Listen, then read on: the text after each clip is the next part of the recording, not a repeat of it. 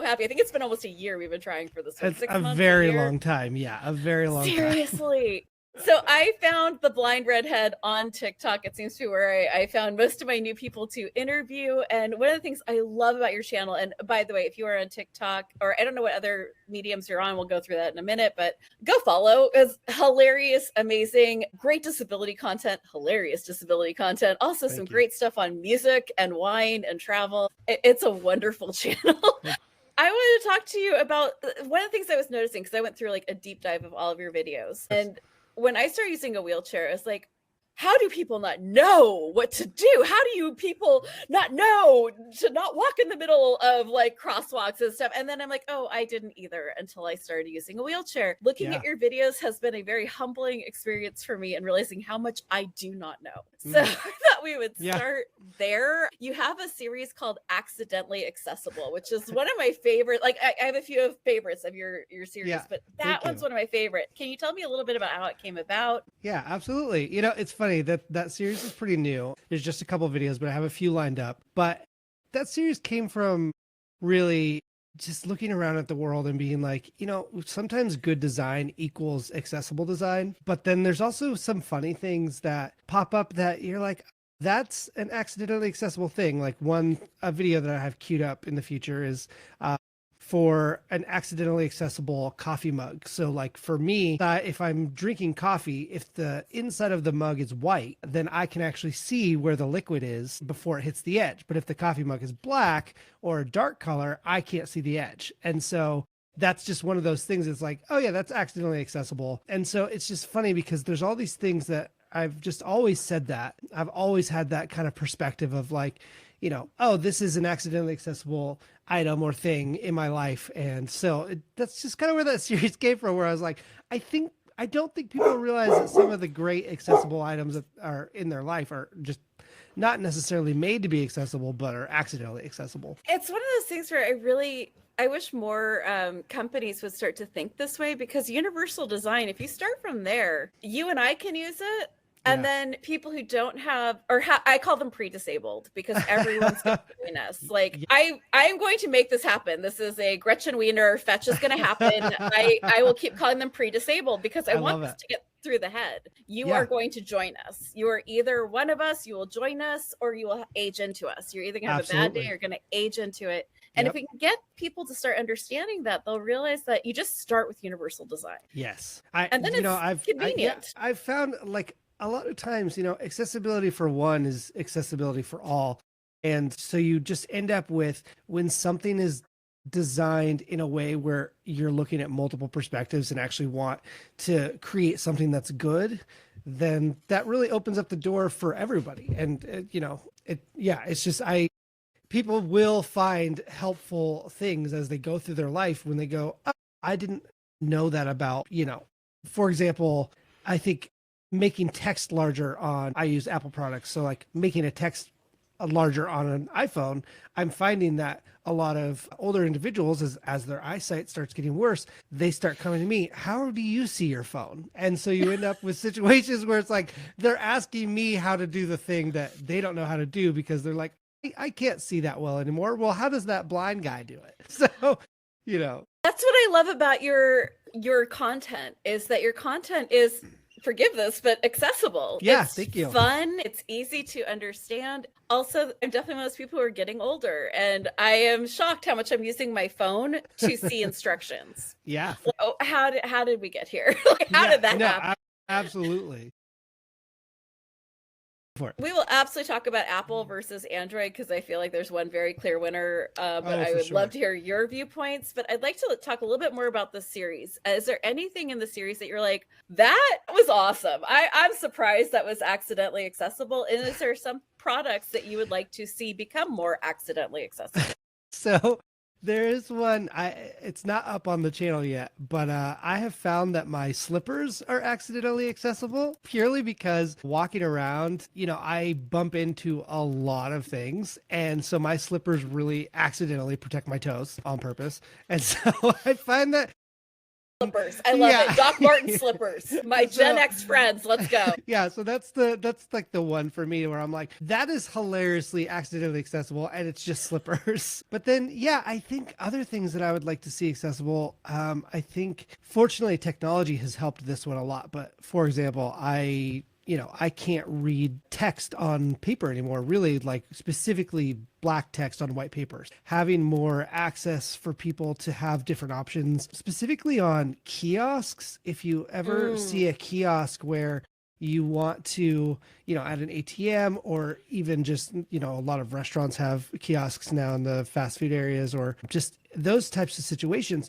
you'll notice that every single one of them is designed with a white background with black text. And dark mode is one of those things that absolutely changed my life across platforms when I could access or implement dark modes. And so I think the funny thing is sitting there going, I understand that a lot of people use the default white background with black text. And that actually, for some people, might be the better choice. But for me, it's not necessarily the best choice. So finding more dark mode options out in the real world would be a very helpful adjustment. However, I will say there are other accessibility features that I then end up tapping into because of the lack of dark mode, like voiceover on different devices or machines. How do you feel about the voiceover? Like, is that something that is like, you're like, there's could be some improvements here, people. It's a necessary evil, but there could be some improvements. I have been, I am definitely in a situation where I'm not having to use voiceover on a regular basis, but it definitely needs some work. Sometimes, I've had situations where you are able to, specifically as a blind low vision individual, you're able to work the muscle of being able to listen to things really, really fast. And so sometimes you'll hear blind low vision people listening to something on their phone, and the average person might be like, how in the world are you understanding what you're listening to? But like any other muscle, that's what it is you're flexing that muscle. So you have a lot of people who are utilizing voiceover in the way where it's like it works for them. But oh my goodness, sometimes I feel like technology specifically is too far adapted for us to be sitting here with the same type of robotic voiceover voices, specifically in the default accessibility systems. And also, there was one time I was trying to access a voiceover system. I couldn't even get through the how-to of the voiceover system because it was so complicated, and I couldn't get to the next step. And it was like, press this button, and then I just find myself like completely just touching everything on the screen. And then I just got frustrated. And fortunately, I have a sighted person in my life, and so I was like, can you help me, please? Like, I love my independence, but I also recognize that this wasn't made for me or really anybody. So will you just help me, please? So yeah, voiceover needs a lot of work. One of the things I love, we could talk Apple too. One of the things I noticed immediately as I'm an Apple girl, like I've been since they started, I am that old. And I remember the first Apples yes, not the first actual apples. I was not there for that. But, gray hair is here. One of the things that I loved is recently, I think the last time I got an iPad, when I opened it up and I started it, it talked to me. It started with it instantly started talking me through each of the things. So I didn't have to if I was someone with sight disturbance, I wouldn't have even had to start looking up how to. They were already starting with this. And I'm like, absolutely. This is, thank you. God. There's definitely issues with Apple as a company. Believe me, I get it. But the thing about being disabled is I feel like we are the ultimate test case for harm reduction. I hate generative AI with every fiber of my being. Do I have to use this sometimes? Yeah, I do. Yep. And that's just kind of how stuff has to go. And I feel like we're always doing the harm reduction of yes, Amazon sucks. Can I drive? No. So Yep. Yeah, I know. It's always that balance, right? Of figuring out there is that. I love that term, harm reduction. It's such a good term. And there is that balance though. Seriously. And especially in where we're going, where I'm like, are we boiling all the lakes with artificial intelligence? Probably. Is giving everyone cancer. Yeah. Is every company deciding that this is what we have to do and use now? And you're like, I guess. And so there's that line, and I will say as that is also the pull too, because you're like, okay, I have this great I have this technology where you have generative AI where you're like, okay, are we stealing art from artists? Absolutely we are. We're like the internet is being scraped from artificial intelligence. And then on the other side of the spectrum, you do end up having a lot of artificial intelligence that is making things more accessible in technology for a lot of people. And there was no way I was ever going to be able to sit there and type out captions. yeah, But I have to oh my use goodness. that for the podcast. Like way back when I was in when I started film school, one of our classes was we just had to sit there and use something called live type, and it was literally God, yes. transcribe it. And the transcriptions were varying accuracy. Yeah. But always entertaining. Yeah. Gosh, yeah. It was like playing a game of telephone with a computer. It was impossible. It's the stuff I remember from this world. Yes. Yeah. I want to just take a little bit of a step back because we didn't discuss what you have. And I think that like when we say disability, everyone's like, oh, a wheelchair, this. And when it comes to blindness, like I was very surprised when my friend got macular degeneration on the varying degrees of sight disturbances. If you feel comfortable, like what is it that you are working with, and what are some of the things that might surprise people about your sort of everyday life or your prognosis is? Yeah, absolutely. Because you have like two that are not usual together, right? Yes, like, and I just revealed that on my channel, which I will go into a deep dive eventually here on the channel. But yeah, so I have two eye diseases. One is inherited called retinitis pigmentosa, which basically over time mine is a non-aggressive version. So over time it depletes the peripheral vision. And then I have another eye disease that's very rare in general, and even more rare. There's actually very few, if not any, actual documented cases of these two diseases existing together. So the other one is called Coates disease. Well, congratulations. I know. I literally well done, sir. I remember being at a doctor's appointment and telling them, yeah, I have these two eye diseases, and they're like, okay, we'll see. And then he looks in my eyes and he goes, well, congratulations, you're literally 1 in a million, if not a billion. And, we all want to be special. but yeah, Coates disease kind of disrupts the center vision of the eye. So I have a disease that does the peripherals and a disease that does the center. And so fortunately, I have had probably 60 to 70% of my vision for a lot of my life. But over the last few years, my right eye kind of took a dive and Coates disease resurfaced. And I probably have about 20%, maybe 15% of vision left in that eye, and maybe about 40 to 50% of vision left in my left eye. So I can function. A lot of times I can function without a cane. I do bring my lovely sighted person along everywhere we go. And so your emotional support person. Yes. And, a lot of times I don't even have to use a cane with her because we have hand signals so as we're walking, there's a hand signal for a curb, there's a hand signal for a stop, there's a hand signal for a go. So we, and people just think we're holding hands, but really we have an entire communication system that's happening that people don't even recognize. That is downright romantic. That is the sweetest, most romantic accessibility hack I have ever heard. I love that. Romantic accessibility might be a next series. Yeah. Tell me that would be a great for like book talk. Like, tell me that would not be a great title for like a new romantic book talk. I'm into it. But yeah, I mean, we don't even have to put the demon boyfriends in. We could just have it be like a sweet one. Yeah, like. Right. I love that. But yeah, so I do have a lot of vision, and I grew up with, I have some vision, but I grew up with a lot more vision than I have now. So it was really interesting growing up, having a lot of the same kind of accessibility issues that I have now, except they're just a little worse now. Like, for example, in school, growing up, I didn't necessarily have, I didn't necessarily have like a screen reader, or, oh my gosh, what are those things called? They're like projectors. Oh my gosh, I should know the name of these. I used one like twice, but they basically project. They're a little projector that you have a screen next to you, and then it's projecting what's on the board. CTV, I think it might be called a CTV, but I digress.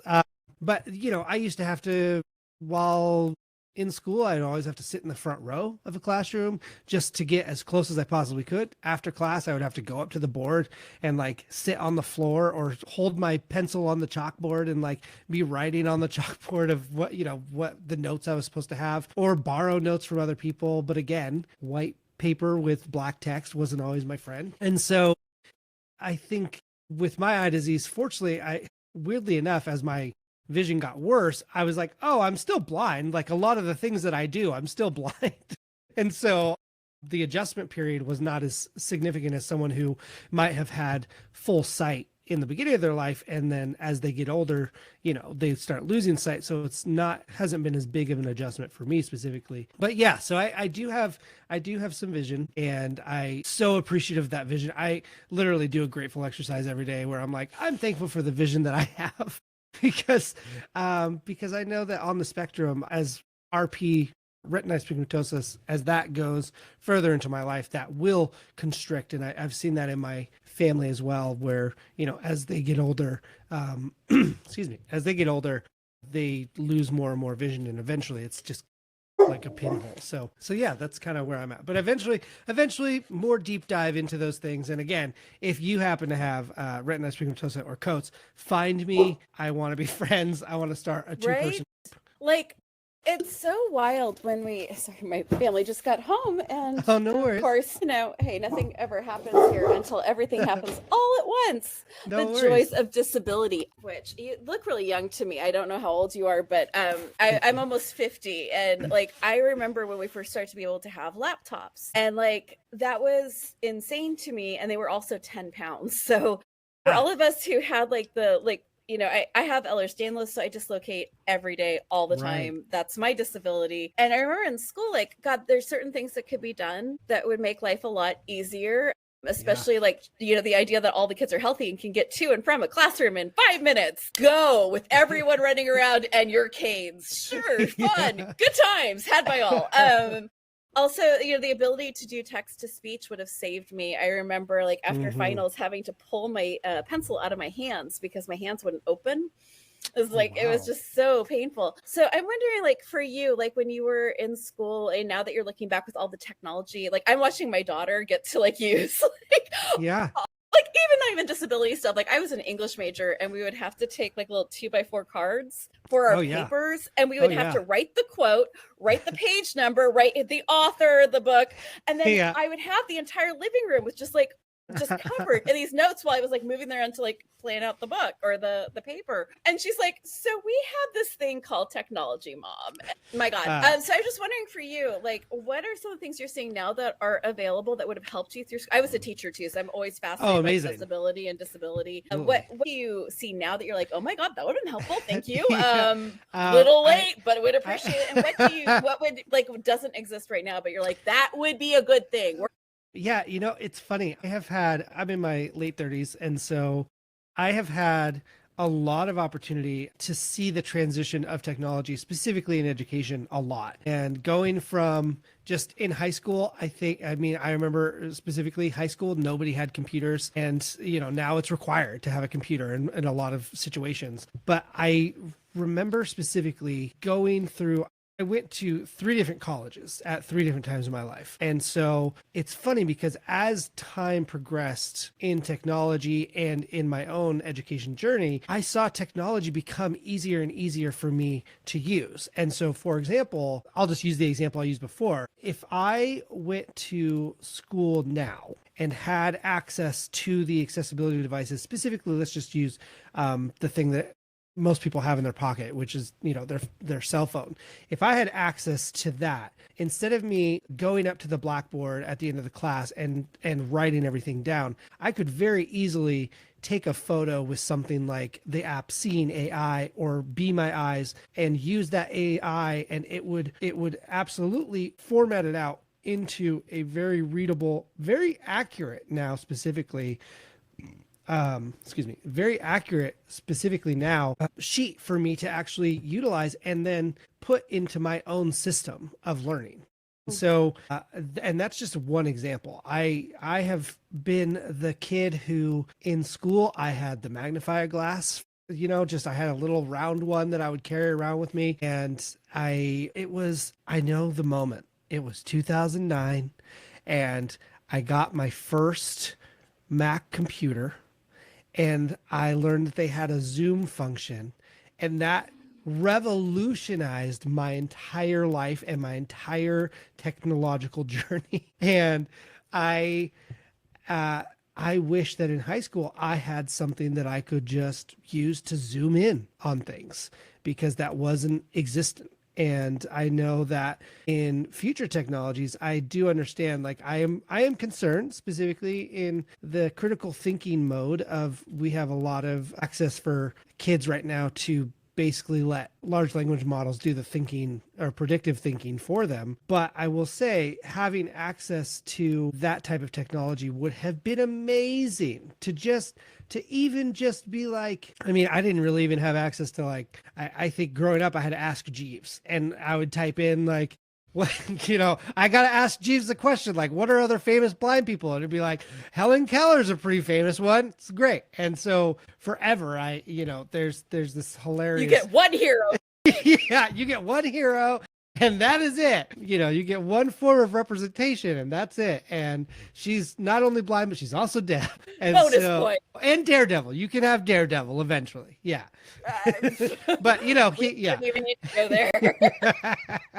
there. Yeah. So I think in the education space, I'm so excited for individuals who do have, specifically from my own experience, I'm excited for people who have blind, low vision accessibility devices that they actually have access to use in educational environments, because it is amazing. And going from my first college where I had to read just textbooks and they didn't have any digital versions, to now, if there's a book that I want, there's one, either a digital version of that book, or two, an audio read version of that book, or three, I can reach out if I really need to. There's now systems where you can either have an AI read something to you, or there's the Braille Institute. They have something called Bard, which is a free resource for blind, low vision people, who you can go and find basically any audiobook that's out there.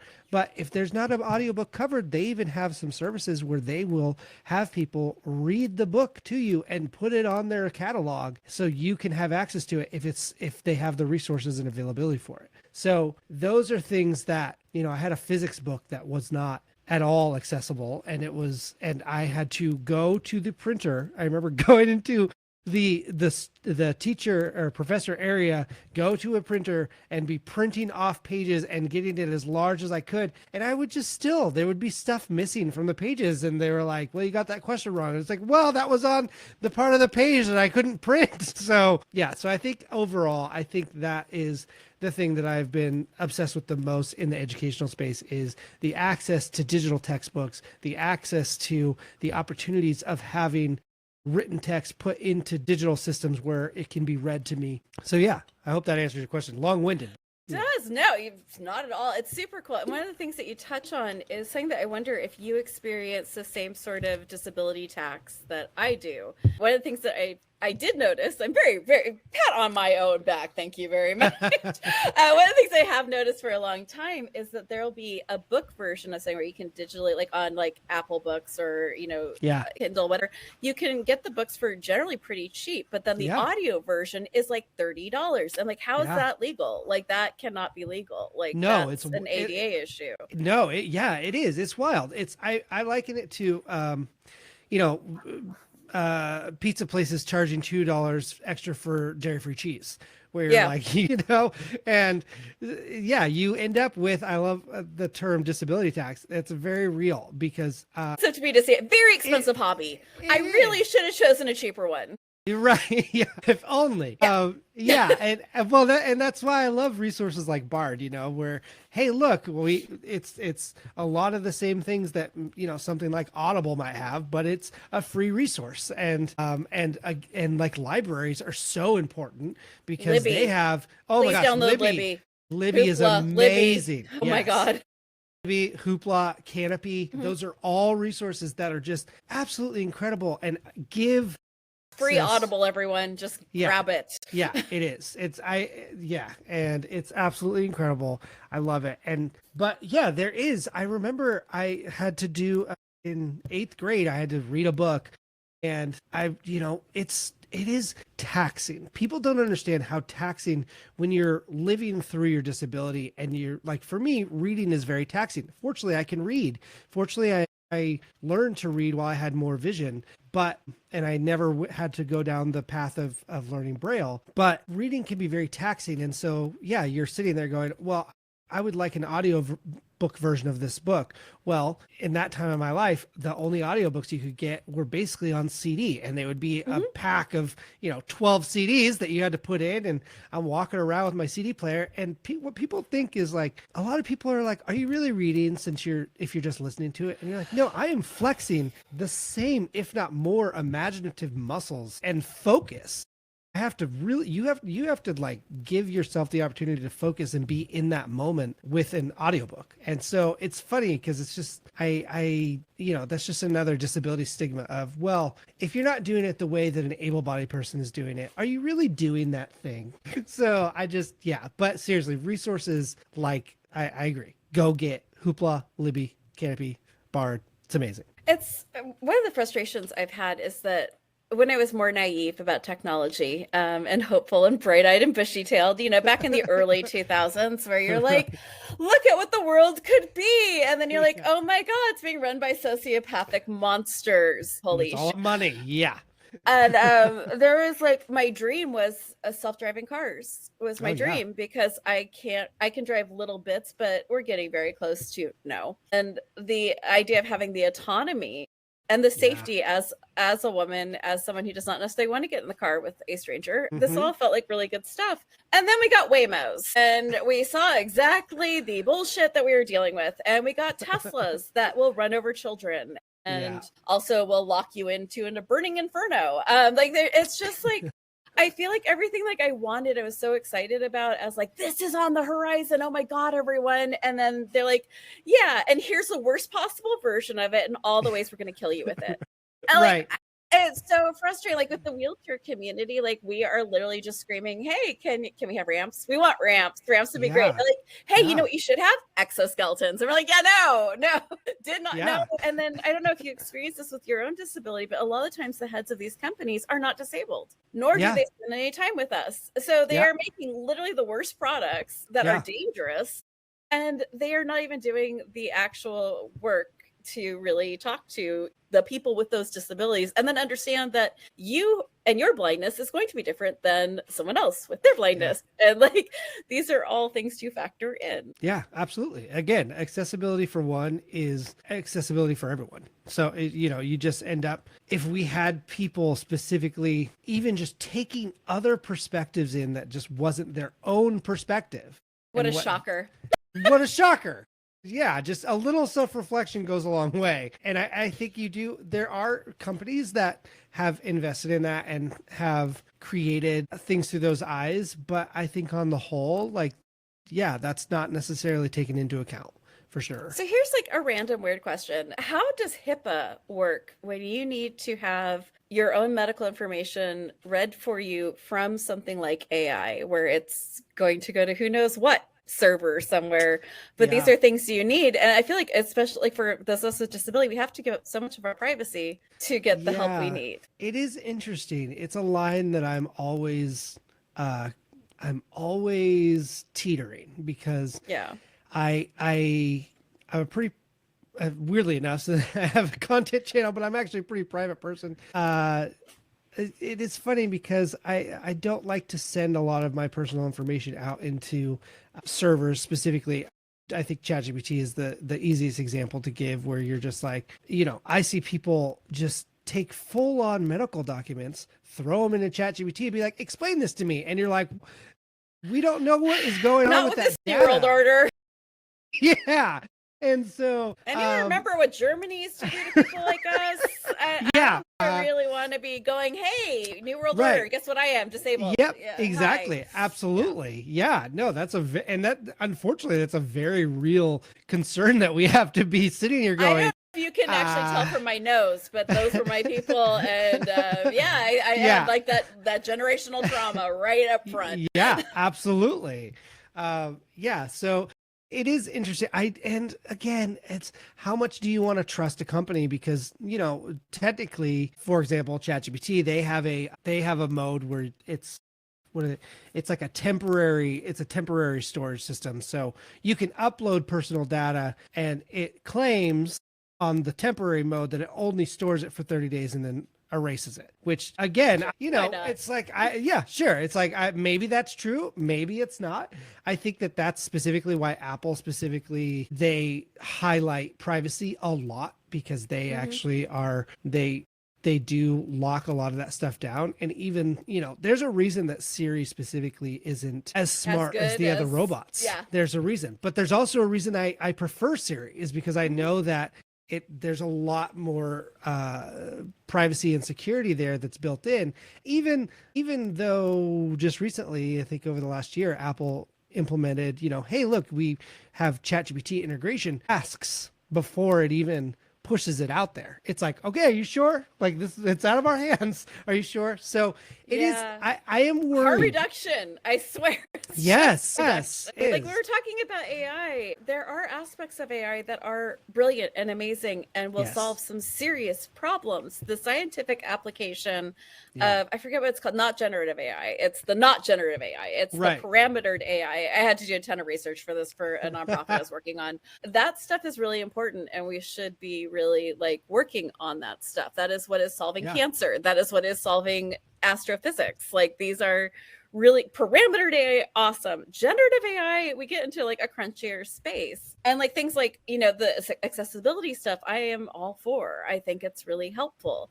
But I also think that we can do harm reduction with what we allow out to the general public. Like maybe Grok doesn't get to do nude photos of children. That would be a good thing for us to knock that off. You know, we don't have to allow products like generative video AI or generative art AI. Like we could just not offer those and only allow the things especially that without are regulation.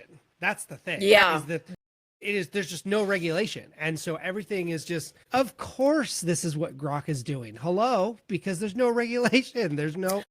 And the tone deafness of them blaming it on Grok, that Grok is going to come out and apologize to me.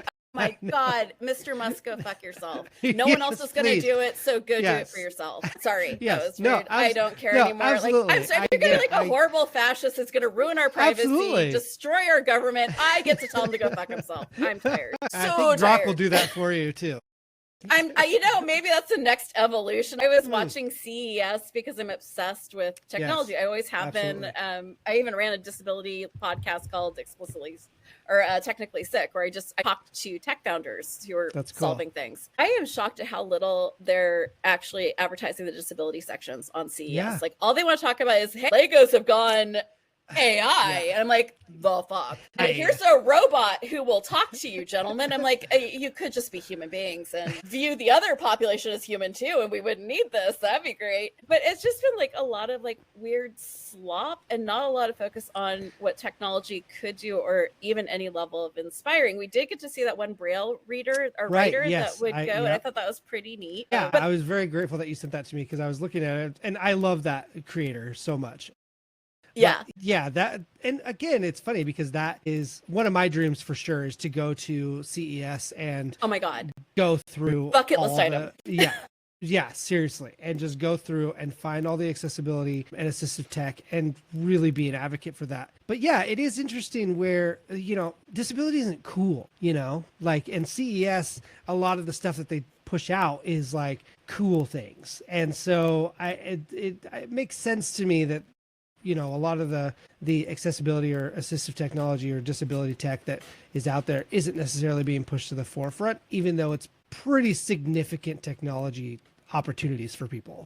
And if I see one more healthy person espouse how life-changing this wheelchair will be for someone, I'm going to lose my ever-loving mind.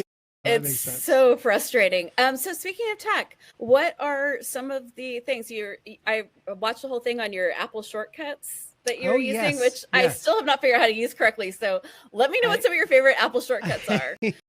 And why Apple versus Android? Yeah, I posted the video about the shortcuts, and then I got a huge response from people saying, yeah, I want to learn how to do that. And then honestly, it's filmed. I just literally have to edit it together. And I am going to make that Yay! a priority to get that, because it is, I realized I was like, oh, this is actually kind of complicated to set up. And so I'm going to actually set up a situation where I have a Substack, and I'll post the shortcuts. You can just download on Substack and you don't have to make it, but you can just use it. But I think shortcuts are one of the greatest implementations that I've found specifically in the digital world. I used to use a program called IFT. I don't know if you've heard of that.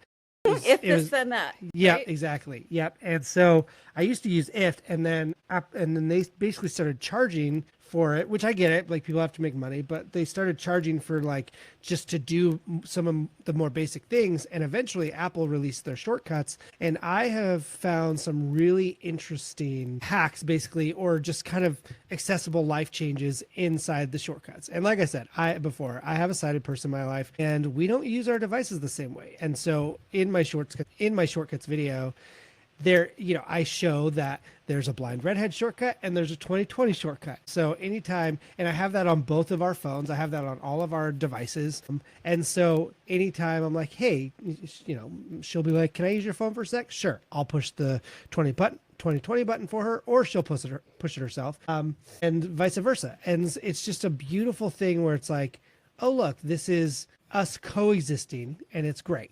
Other shortcuts, I've done some really funny stuff, to even just a shortcut that on a Saturday morning, if I push the shortcut, it will start my coffee maker and play lo-fi jazz music, like just to start brilliant. the weekend. And so it's just Those are the shortcuts I need. yeah, and it's just, just a smart plug in a shortcut, and that's all it takes. And so I've even created a shortcut that opens in the daytime. When it's bright outside, I can hardly see my phone. And so I have a shortcut that will open up my camera into the correct mode so I can film myself outside, and not have to question, is my camera facing me? And I have a newer iPhone. And so I have an action button on my phone, which the action button is where they used to just have the little mute button, but now it's a little button.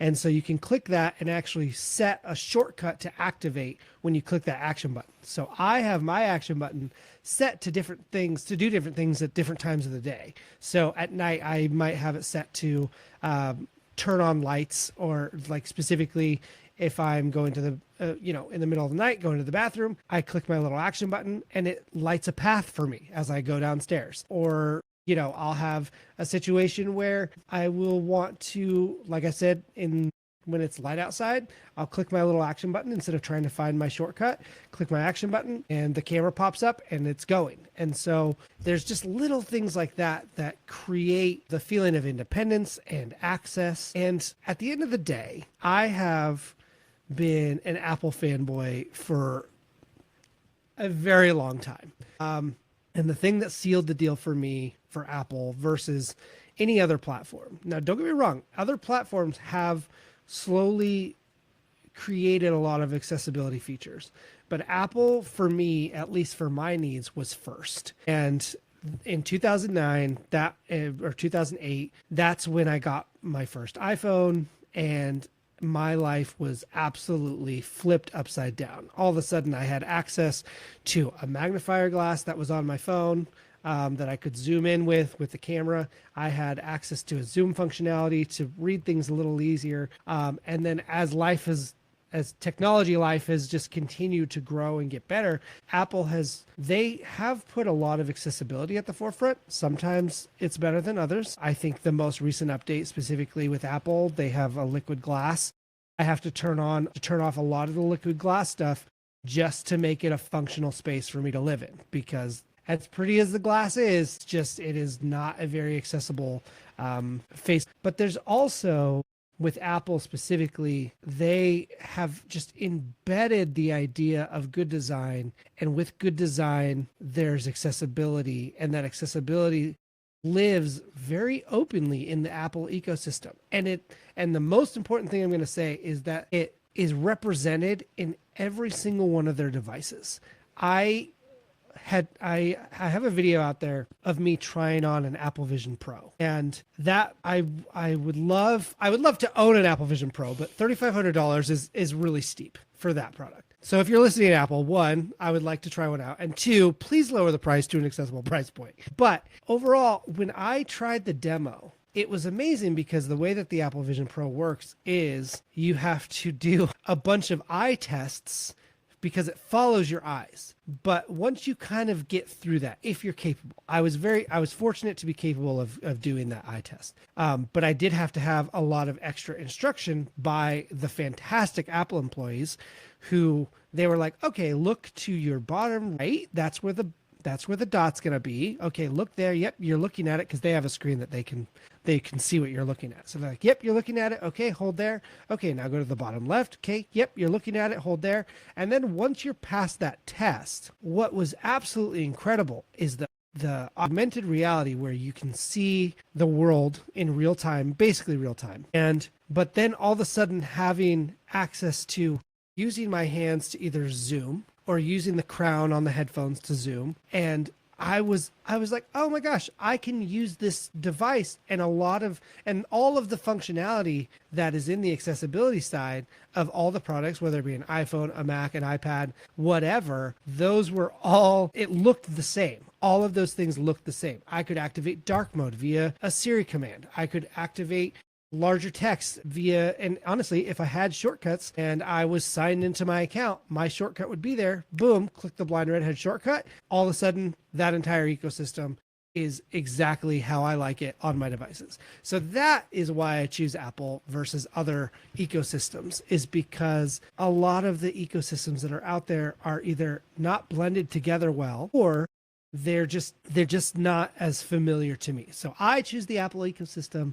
I know Microsoft has an easy reader system that can be really great and useful. But then, when you go into other things, like I have a PlayStation, and so when I go into the accessibility features of a PlayStation, it's a very different experience than on Apple, and it's a lot more limited. So yeah, gaming and site issues is we have with our community, we have a lot of issues with gaming and accessibility with pain, because if I have to move my thumb around a screen, I'm going to dislocate it. If I'm going to play, I have a MetaQuest, because I would love to have that Apple Vision Pro. Right. I am on a disability income. That is not saying it's going to happen. While the MetaQuest is a much better product, and it's a better product. Yeah. Its functionality and usability is so difficult to figure out. And that's where Apple always excels, is intuitive design. You can pretty much hand it to a 5-year-old or an 80-year-old with very little instruction and they'll get it. The MetaQuest, I've had this thing for like 4 years. I still don't know how to use most of it. And then we're always like talking to the game developers, like, hey, you have these colored balls that you're supposed to hit. It'd be nice if they didn't blend into the background. There's people who have color blindness that this is an issue for. There's, people who are in wheelchairs where we can't stand up. So could you have a way for us to be able to sit or lay down and play this game? Is that possible? So we're always like talking to them about how to develop better. What are you seeing for accessibility for blindness, and what are you hoping they'll bring forward? Oh my gosh, there's such a lack. I love everything that you said. There's such a lack of accessibility in gaming. And I freak out whenever there's a game that I get to play and experience it in a way where I'm like, this was made with accessibility forward thinking, while also maintaining a lot of the mechanics that other people just enjoy. When I had more vision, I used to love playing sports games. Like NBA 2K or Madden. I used to love playing those games just because it was just an easy, just one-off, whatever. And I can't really play those. I can't play any of the basketball games very much anymore because it blows my eyes out. It's really hard to see.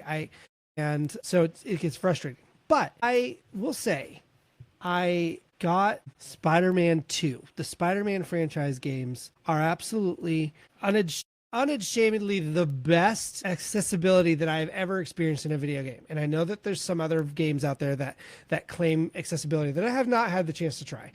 But Spider-Man, it was the first game in years that I actually was able to play through the entirety of the game with just utilizing accessibility features. One of the easiest things that people could do in gaming. All right. It's so easy. And Spider-Man does it so well. If I press down on one of the analog stick controllers. It takes my camera and it points me in the it takes my camera and it points me in the direction that I'm supposed to be going. And that is the best accessibility feature I've ever experienced.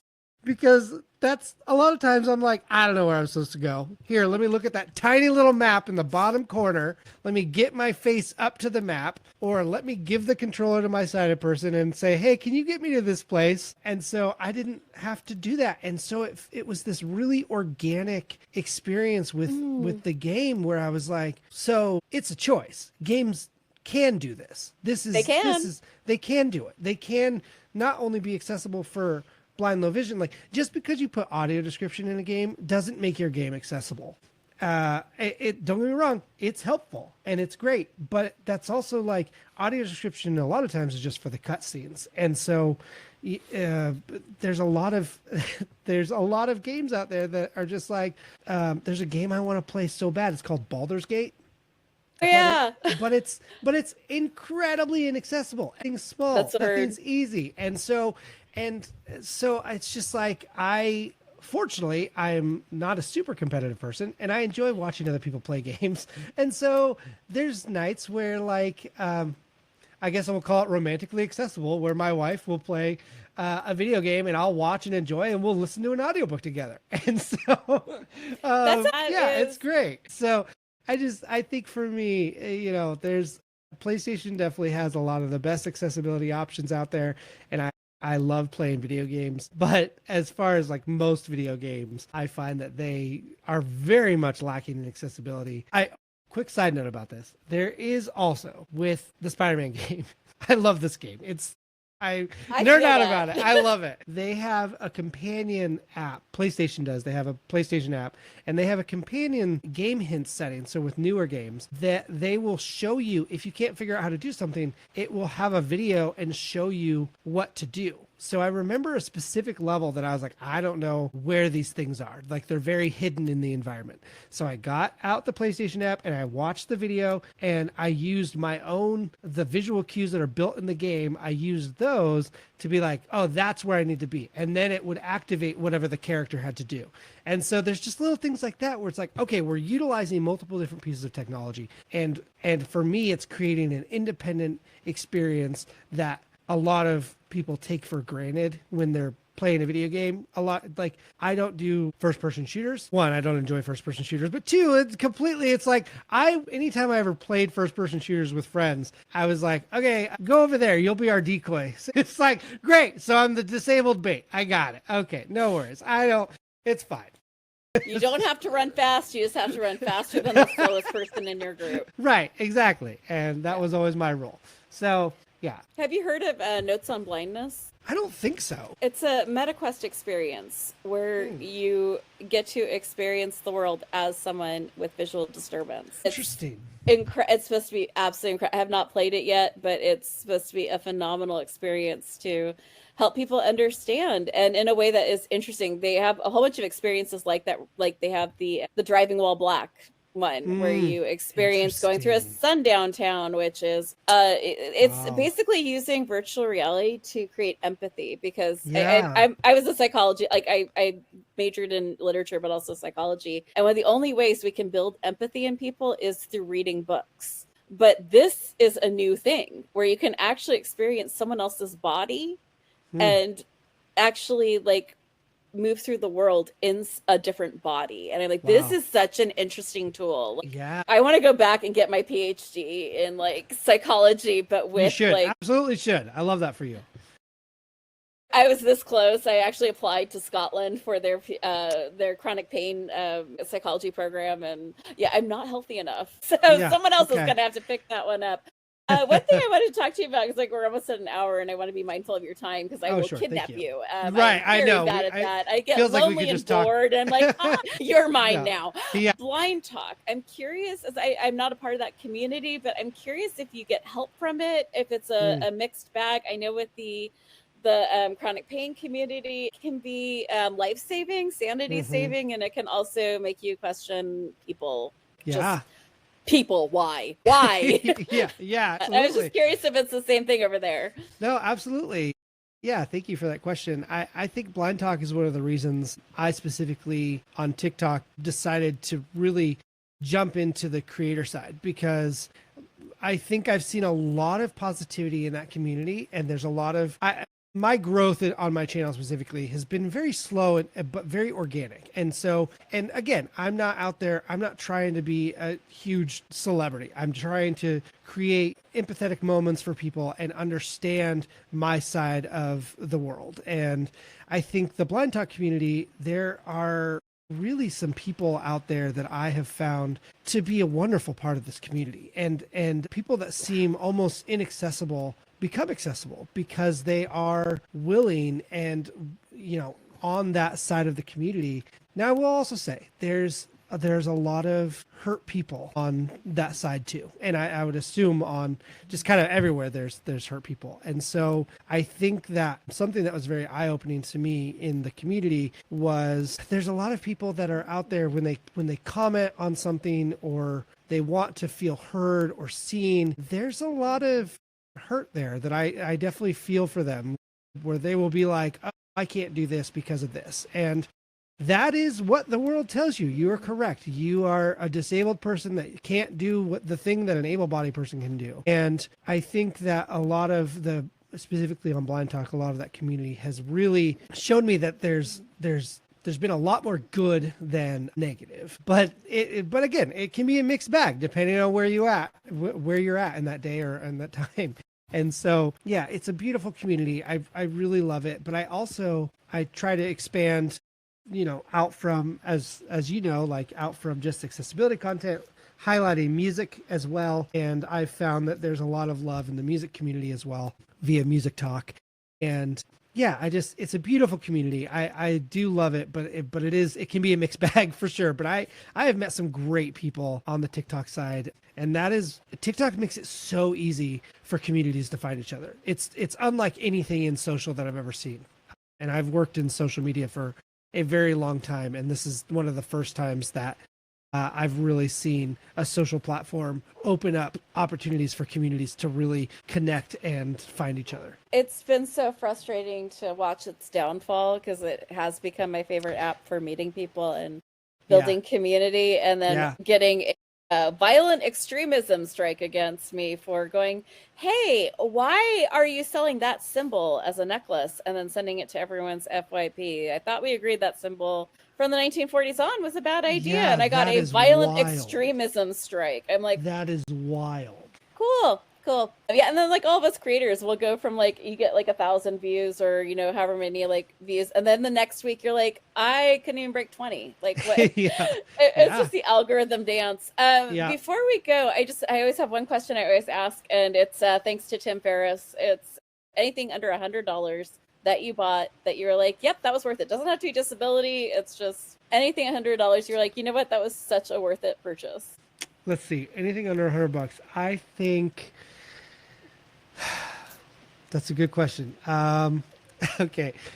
I am an audio nerd, and I think the thing that I have bought under $100, it is $80, and it is a little shotgun microphone that I can just pop into my phone's USB-C socket, and it sounds phenomenal. It makes things sound great, and it's just like amazing. I love it. Yeah, it's like a Rode Video Mic ME USB-C, so it's very affordable. Do you have a favorite headphone? Like, are you an AirPods person? Yeah, I have several pairs of headphones just because my noise canceling. What's your favorite noise canceling headphone? Noise canceling are probably the ones that I'm wearing now, which are these are the Bose QC headphones, where they are just really lightweight. They're Bluetooth. They also offer a wire. You can get them refurbished for like $180, and they're phenomenal. I love buying refurbished products. I actually hate buying products new most of the time, and so refurbished products are the ones that I absolutely love. I cannot thank you enough for your time. So glad that you were so patient with us getting this all around and together. Great. Come back. I would love to come back. And then if you don't mind, I would just love to make a little plug for my podcast that just came out. Okay? You have a podcast? Yay! Yeah. For you. We will have links to this. If you're listening to this If you go over to our show notes, I will Yes. have a link directly to his podcast and to anything Perfect. else he would like me to have there. So Absolutely. Thank you. Yeah, please come and listen to my podcast with one of my great friends. We're called Blind and Brown, and it's a very unique perspective about being blind and being brown. And so, yeah, but thank you so much for having me. This has been fantastic. We're definitely going to need to do this again. And eventually, I think we please. would love to have you over on our podcast. I think that'd be a blast. I'd be honored. I would love it. It'd be nice to have a different perspective on all this. Yeah, for sure. Well, awesome. Well, thank you. Be kind, be gentle, be fierce, everyone, whatever that looks like to you. And if that is just that you woke up and you brushed your teeth, congratulations. Well done, my friends. We were going to be doing a whole bunch more episodes this year. We committed to at least 2 a month. I wish me luck. Might end up being more than that. We have a bunch of guest hosts who will be coming in and taking over for me every once in a while. So you'll get some new perspectives. We do have a new series coming out on media and disability. So if you do not want the whole thing to be nerdy references, let me know what I should be watching, playing, and reading, because otherwise it's going to be Doctor Who. Just letting you know. It's going to be Doctor Who and Arcane. Tune in, say hi to us, and then I will have all links to Blind Redhead on the show notes. All right. Thank you so much.